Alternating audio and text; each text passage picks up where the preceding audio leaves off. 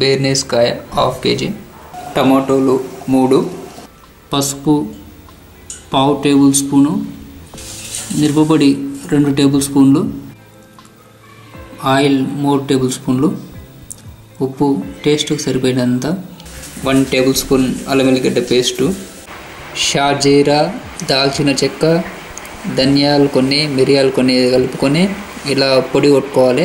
ఇది గరం మసాలా.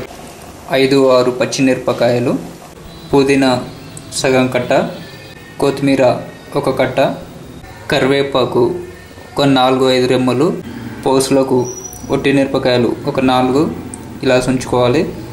జీలకర్ర, ఆవాలు అవి ½ టేబుల్ స్పూన్ సరిపోతాయి. 4-5 ఎల్లిపాయలు తీసుకోవాలి, ఇలా సన్నగా కట్ చేసుకోవాలి. ఆనియన్స్ 2 మామూలు సైజువి ఇలా కట్ చేసుకోవాలి. పచ్చిమిరపకాయలని ఇలా కట్ చేసుకోవాలి. టమాటాలని ఇలా కట్ చేసుకోవాలి. మనం బేర్నీస్కాయలని ఇలా కట్ చేసుకోవాలి.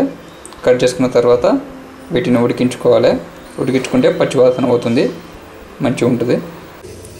ఇది ఉడికిన తర్వాత ఒక 10 నిమిషాలు ఉడకబెట్టాలి. 10 నిమిషాలు ఉడకబెట్టిన తర్వాత ఇది ఉడికితే ఇలా కలర్ చేంజ్ అయిపోతుంది. గ్రీన్ కలర్ నుంచి ఇలా కలర్ చేంజ్ అయిపోతుంది. మనం దింపేసుకోవాలి.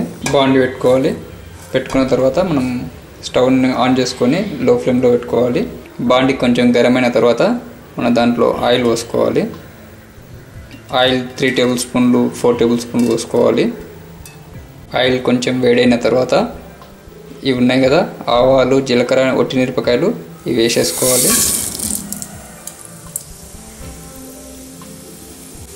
వేసుకొని కలుపుకోవాలి.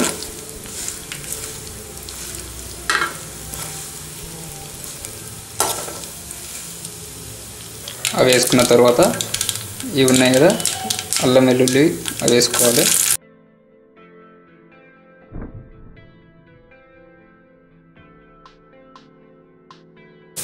అవి కొంచెం వేగినట్టుగా ఆనియన్స్ వేసేసుకోవాలి.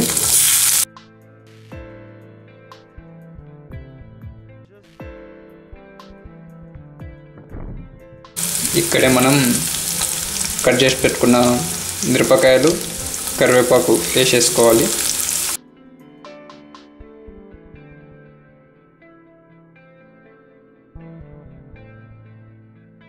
ఆనియన్స్ వేగే వరకు మనం ఇలా కలుపుకుంటూ ఉండాలి.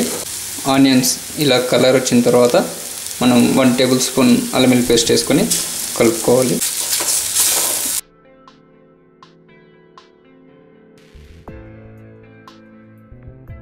అల్లం వెల్లుల్లి పేస్ట్ కొంచెం వేగిన తర్వాత మనం ½ టేబుల్ స్పూన్ పసుపు వేసుకొని కలుపుకోవాలి. పసుపు వేసుకుని 1 మినిట్ తర్వాత మనం ఉడకబెట్టుకున్న బేర్నీస్కాయని అందులో కలుపుకోవాలి.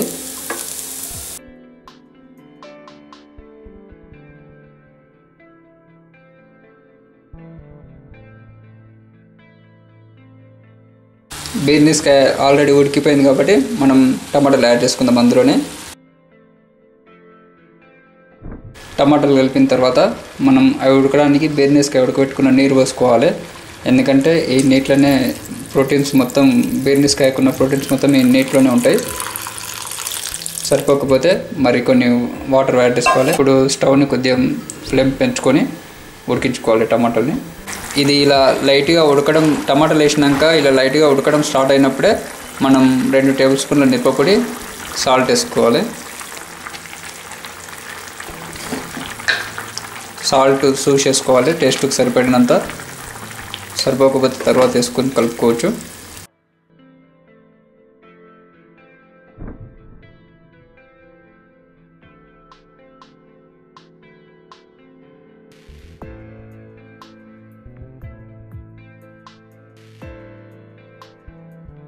ఇవి నీళ్ళు నిండుగా ఉన్నాయి అనుకోకండి, అవి ఉడికే వరకు సగం నీళ్ళు గుంజుకోపోతాయి. టమాటోలు సగం ఉడికినాక మనం పుదీనా, కట్ చేసి పెట్టుకున్న పుదీనాని కలుపుకోవాలి.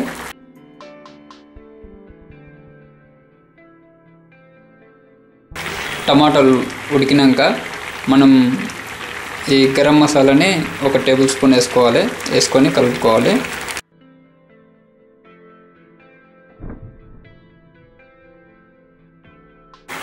ఫైనల్గా దింపే ముందు మనం కొత్తిమీరని కట్ చేసుకొని యాడ్ చేసుకోవాలి.